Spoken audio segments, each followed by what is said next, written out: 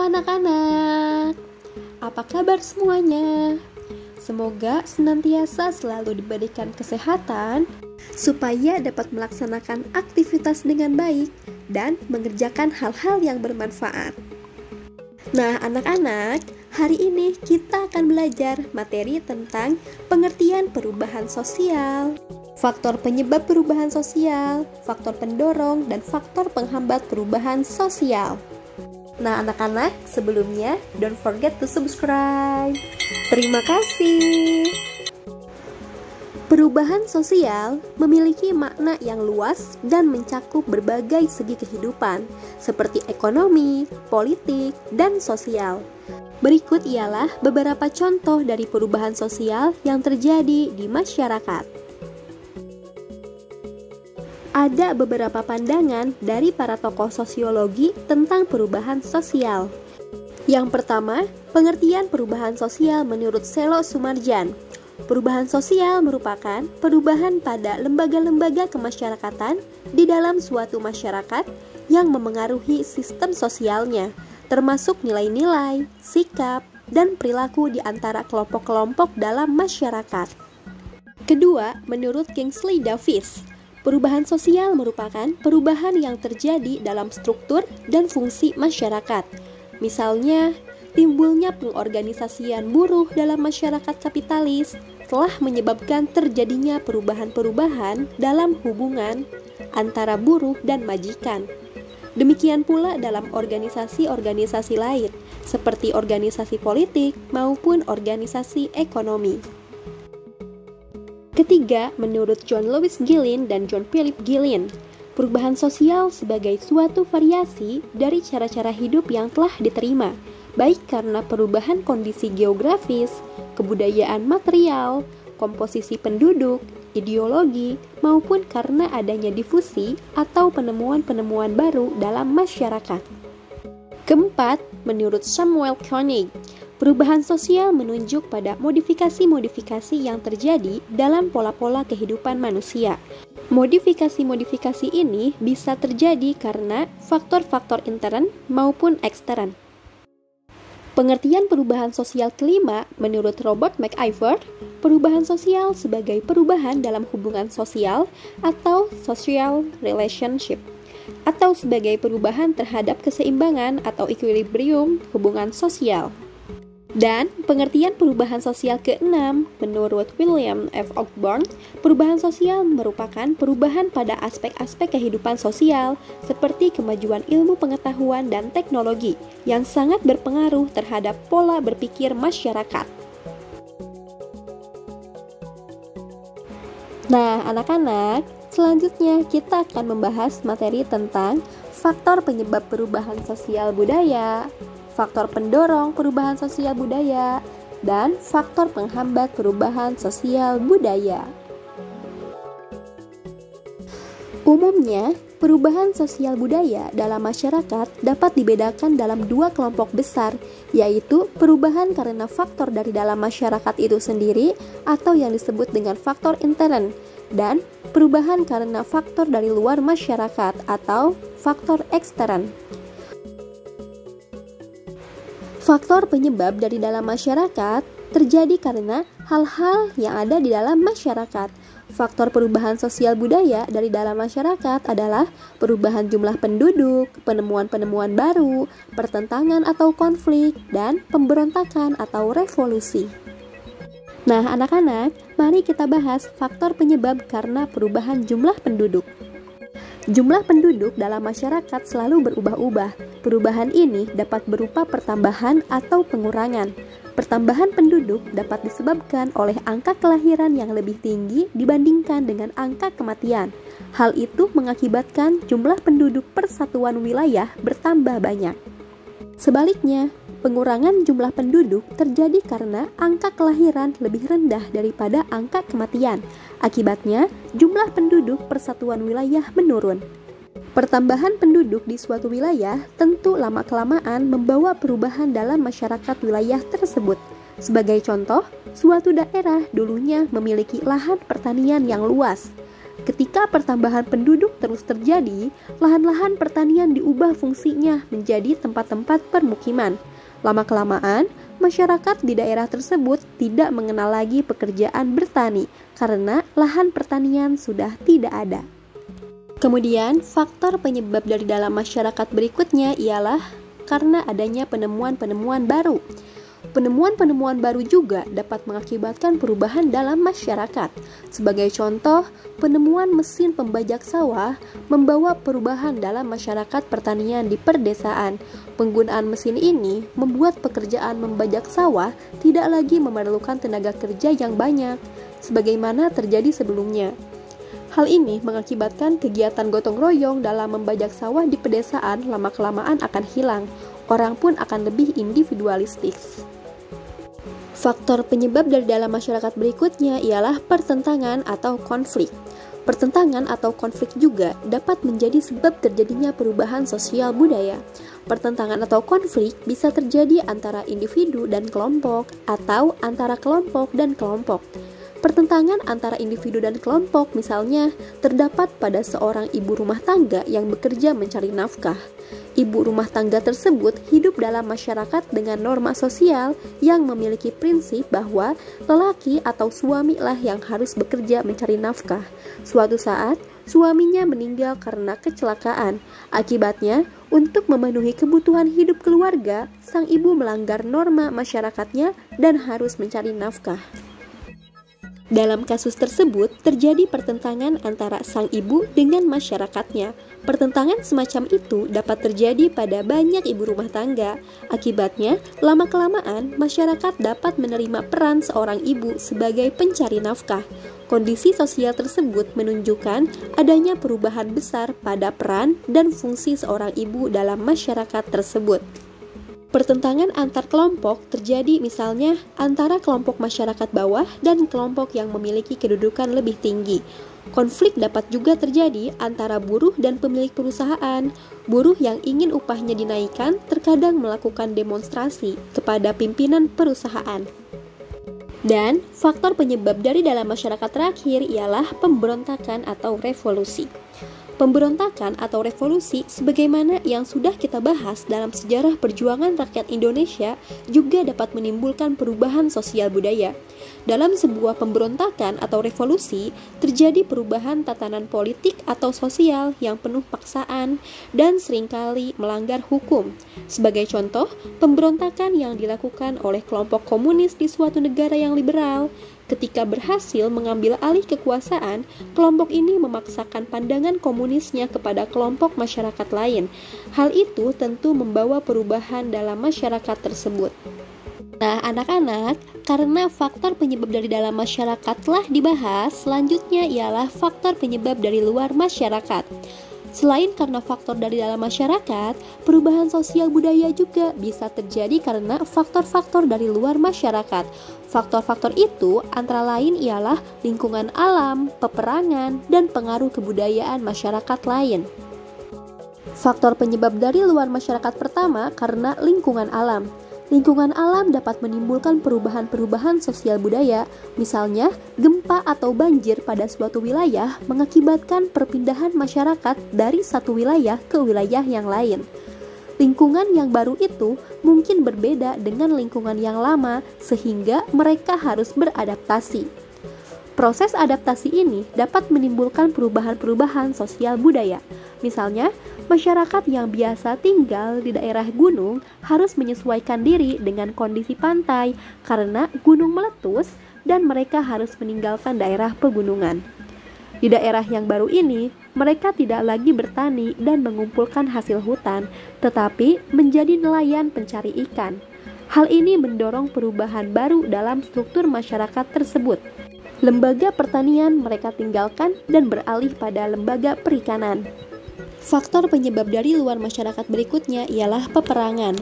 Peperangan dengan negara lain juga dapat menimbulkan perubahan sosial budaya. Hal ini biasanya terjadi karena negara yang menang perang akan memaksakan kebudayaannya pada negara yang kalah perang. Sebagai contoh, Alexander Agung sang raja Makedonia berhasil menaklukkan Persia pada tahun 334 sebelum Masehi. Untuk mengikat warga di wilayah tersebut, Alexander mendirikan sejumlah kota pada lokasi-lokasi strategis.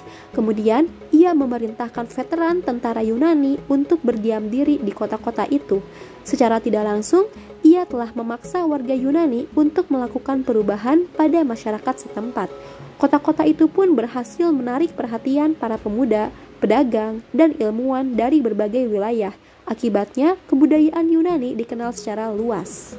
Dan faktor penyebab dari luar masyarakat terakhir yaitu pengaruh kebudayaan masyarakat lain. Perubahan sosial budaya suatu masyarakat juga dapat disebabkan oleh pengaruh kebudayaan masyarakat lain. Pengaruh yang terjadi dapat bersifat timbal balik. Artinya, kedua kebudayaan saling memengaruhi. Hal ini dapat terjadi karena masyarakat-masyarakat tersebut saling berhubungan. Jika hubungan yang terjadi berjalan melalui alat-alat komunikasi massa, ada kemungkinan pengaruh datang dari satu pihak saja, yakni pihak yang menguasai alat-alat komunikasi tersebut. Sementara itu, pihak yang lain hanya menerima pengaruh balik.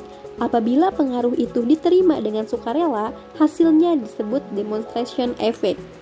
Proses penerimaan pengaruh kebudayaan asing ini disebut akulturasi. Contoh akulturasi adalah masuknya unsur-unsur kebudayaan Hindu dan Islam di Pulau Jawa. Nah, anak-anak, pada bagian sebelumnya kita telah membahas tentang sebab-sebab terjadinya perubahan sosial budaya. Namun, apa saja faktor pendorong terjadinya perubahan sosial dalam masyarakat? Juga, apa faktor yang menghambat terjadinya perubahan dalam masyarakat? Mari kita bahas bersama. Pertama, kontak dengan kebudayaan lain. Dari kontak ini, terjadilah proses penyebaran unsur-unsur kebudayaan dari satu individu ke individu yang lain dan dari satu masyarakat ke masyarakat yang lain. Melalui proses ini, manusia menyebarkan unsur-unsur kebudayaan baru kepada masyarakat luas, sehingga lama-kelamaan seluruh masyarakat mengadopsi kebudayaan baru tersebut. Contohnya, dengan semakin majunya sistem komunikasi dan peralatannya, pengaruh budaya asing mudah merasuki kepribadian bangsa Indonesia, seperti melalui televisi atau internet. Faktor pendorong kedua yaitu sistem pendidikan yang maju. Dalam pendidikan, individu diajarkan berbagai macam kemampuan. Selain itu, pendidikan juga memberikan nilai-nilai tertentu bagi manusia. Pendidikan membuka pikiran manusia untuk menerima hal-hal yang baru. Pendidikan membantu manusia berpikir secara objektif sehingga ia mampu menilai apakah kebudayaan masyarakatnya dapat memenuhi kebutuhan zamannya atau tidak. Ketiga yaitu sikap menghargai hasil karya seseorang dan keinginan-keinginan untuk maju. Setiap orang membutuhkan penghargaan atas hasil karyanya dan keinginan-keinginannya untuk maju. Penghargaan ini dapat memotivasi dan mendorong orang melakukan hal yang lebih baik. Jika sikap menghargai hasil karya seseorang dan keinginan untuk maju melembaga di dalam suatu masyarakat, masyarakat itu pasti terdorong untuk maju. Kemajuan yang dialami oleh masyarakat tentunya membawa dampak bagi perubahan sosial budaya. Contohnya, pemberian Nobel Perdamaian kepada Henry Dunant karena perannya dalam mendirikan Komite Palang Merah Internasional. Keempat yaitu toleransi terhadap perbuatan-perbuatan yang menyimpang yang bukan merupakan delik. Dengan adanya sikap toleran, masyarakat membuka kesempatan bagi agen perubahan untuk mengadakan perubahan-perubahan yang dapat meningkatkan kualitas hidup masyarakat. Contohnya, suatu kampung yang warganya ketika sakit terbiasa pergi ke dukun, didatangkan dokter karena kampungnya dilanda wabah penyakit. Karena masyarakat ingin sembuh dari wabah penyakit, mereka menerima kehadiran dokter tersebut. Nah, anak-anak, faktor pendorong perubahan sosial budaya kelima yaitu stratifikasi yang terbuka. Sistem terbuka memungkinkan terjadinya gerak sosial vertikal yang luas. Contohnya, pada masyarakat perkotaan yang cenderung heterogen, setiap orang memiliki kesempatan untuk mengalami gerak sosial, seperti seseorang yang bekerja sebagai karyawan bisa dapat menjadi manajer.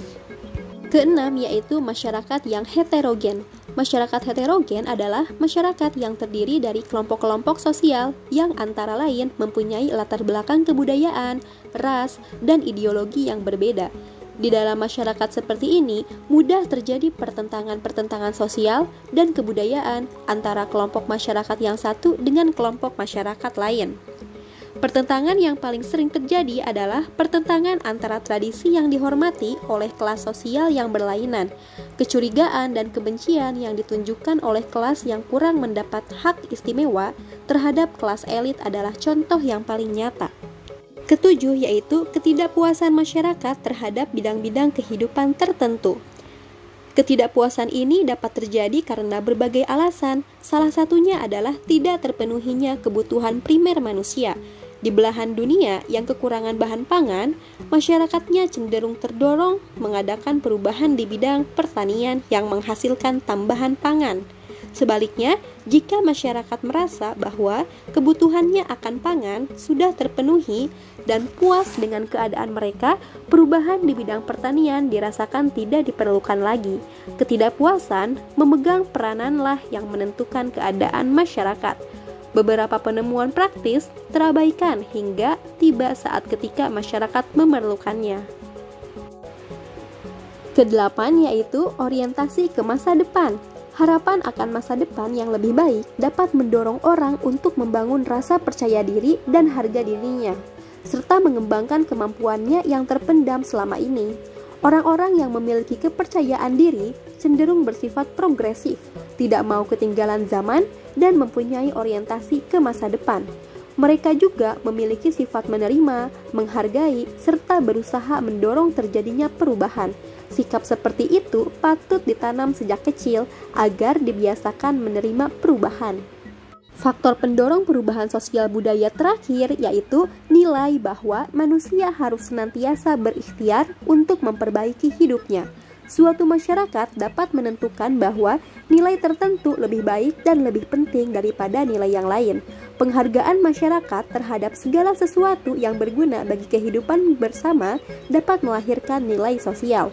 Nilai sosial tersebutlah yang kemudian menjadi ukuran bagi masyarakat terhadap segala sesuatu yang dianggap penting, baik, berguna, pantas dimiliki, dan dicita-citakan.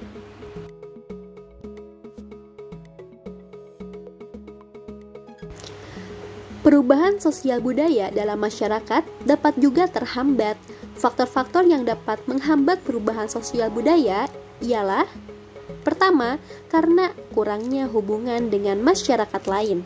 Masyarakat terasing adalah kelompok masyarakat yang memiliki kesamaan ciri-ciri fisik, sosial, dan budaya yang mendiami suatu kawasan yang terpencil atau berpindah-pindah, terpencar, serta sulit dijangkau, ataupun yang hidup mengembara di kawasan laut. Mereka sulit mewujudkan interaksi sosial dengan masyarakat yang lebih maju. Oleh karena itu, perubahan juga sulit terlaksana. Contoh masyarakat yang kurang berhubungan dengan masyarakat lain adalah suku Korowai. Hal ini karena tinggalnya di tengah hutan dan terpencil sehingga sulit untuk dijangkau. Mereka tinggal di rumah pohon yang tingginya mencapai 50 meter. Ini menunjukkan masyarakat yang terisolasi secara geografis sehingga perubahan sulit terjadi. Kedua, lambatnya perkembangan ilmu pengetahuan. Suatu masyarakat terasing tidak akan mengetahui perkembangan-perkembangan yang terjadi pada masyarakat lain. Akibatnya, dalam masyarakat ini, ilmu pengetahuan berkembang dengan lambat. Padahal, penguasaan ilmu pengetahuan akan mendorong terjadinya perubahan. Ketiga, sikap masyarakat yang sangat tradisional. Masyarakat yang terlalu mengagung-agungkan tradisi dan masa lampau, serta menganggap bahwa secara mutlak tradisi tidak dapat diubah, cenderung sulit mengalami perubahan. Masyarakat yang terlalu mengagung-agungkan masa lampau, menghormati dan mematuhi orang yang lebih tua secara berlebihan, dan terlalu terikat pada tradisi, cenderung menganggap adat istiadat dan cara-cara yang mereka lakukan selama ini benar dan abadi. Keempat, yaitu kepentingan-kepentingan yang telah tertanam dengan kuat. Dalam setiap masyarakat yang mengenal stratifikasi sosial, pasti ada kelompok orang yang menikmati kedudukannya. Misalnya, pada masyarakat monarki, para raja akan sulit sekali menerima perubahan sistem pada masyarakat karena mereka mempunyai kepentingan atas sistem monarki yang telah berjalan. Kepentingan itu antara lain terwujud dalam bentuk keinginan untuk selalu dihormati dan ditaati. Jika sistem tersebut berubah, misalnya menjadi demokrasi, posisi mereka sebagai raja tidak lagi menguntungkan. Kelima, yaitu rasa takut akan terjadinya kegoyahan pada integrasi kebudayaan. Dalam suatu kebudayaan yang amat terintegrasi, setiap unsur kebudayaan tersebut saling terkait satu sama lain. Keterkaitan ini ada dalam sistem saling bergantung yang menyebabkan perubahan sulit terjadi. Seandainya terjadi, perubahan itu mengandung risiko besar. Keenam, yaitu prasangka buruk terhadap hal-hal yang baru atau asing atau sikap yang tertutup. Pada masyarakat yang pernah dijajah, ada sikap berprasangka terhadap hal-hal yang baru atau asing. Masyarakat tersebut cenderung menutup diri terhadap hal-hal asing, terutama kebudayaan yang hampir sama dengan kebudayaan penjajah. Bahkan, mereka merasa khawatir penjajahan akan terulang kembali seiring dengan masuknya unsur-unsur tersebut. Prasangka seperti ini akan cenderung menyebabkan masyarakat tersebut sulit berubah. Ketujuh, yaitu hambatan-hambatan yang bersifat ideologis. Kebudayaan yang bersifat ideologis berkaitan dengan apa yang dipikirkan, diyakini, dan dilihat oleh suatu masyarakat sebagai sesuatu yang ideal. Dalam setiap masyarakat, cara-cara kultural tertentu dalam menjalani kehidupan akan mempersatukan orang-orang dalam tingkah laku mereka. Ketika sebuah unsur baru tampak berbeda atau bertentangan dengan ideologinya, masyarakat cenderung akan menolak atau bersikap bertahan. Contoh, pertumpahan darah yang terjadi pada tahun 1948 di Madiun ketika ideologi Pancasila hendak diubah oleh PKI menjadi ideologi komunisme. Hal ini menunjukkan betapa kukuhnya penganut ideologi dalam mempertahankan ideologinya. Dan faktor penghambat perubahan sosial budaya ke-8 yaitu adat istiadat atau kebiasaan. Adat istiadat atau kebiasaan merupakan pola-pola perilaku anggota masyarakat dalam upaya memenuhi segala kebutuhan pokoknya. Kukuhnya adat istiadat atau kebiasaan dalam masyarakat membuat perubahan sukar terjadi. Contohnya, banyak hama yang menyerang tanaman padi di sawah diidentikan dengan kurangnya atau tidak dilaksanakannya upacara memberikan sesaji sebelum menanam padi. Padahal, bisa jadi kondisi ini disebabkan oleh kurangnya pupuk dan obat pembasmi serangga.